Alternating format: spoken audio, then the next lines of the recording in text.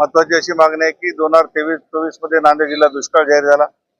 नांदेड जिल्हा दुष्काळ जाहीर होऊनही 16 तालुक्यामध्ये पीक आणेवारी कमी झाली। शासनाने अध्यादेश काढूनही नांदेड जिल्ह्यातल्या सर्व शेतकऱ्याला शासनाचं अनुदान मिळालं नाही। बागायती जमिनीसाठी 27,000 रुपये, कोरडवाहूसाठी 13,600 आणि फळबागासाठी 36,000 रुपये अनुदान शेतकऱ्याला मिळणं क्रमप्राप्त होतं, तर शासनाने दिलं नाही। त्यामुळे या महत्वाच्या मागणीकडे शासनाचं लक्ष वेधण्यासाठी आंदोलन झालं। त्याचबरोबर आज शेतकऱ्याला सोयाबीन आणि कापसाचे अनुदान देण्याचे जाहीर केले शासनाने 5,000 रुपये प्रति हेक्टर। पण त्याच्यामध्ये महत्वाची अशी अट आहे की ई पीक पाहण्याची अट आहे।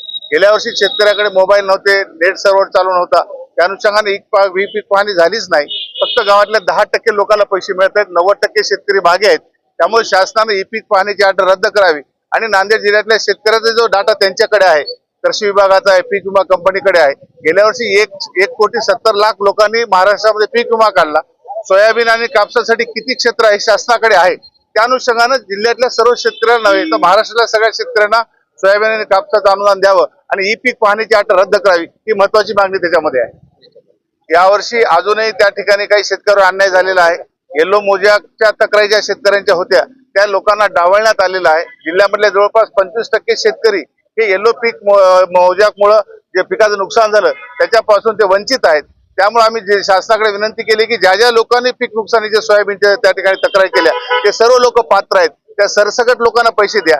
या उपर नांदेड जिल्ह्यातले 16 तालुके हे 50% कमी आणेवारीचे आहेत। त्यामुळे जिल्ह्यातले सर्व शेतकरी हे सरसकट पीक विमा मिळण्यासाठी पात्र आहेत, ही मागणी आम्ही शासनाकडे केलेली आहे।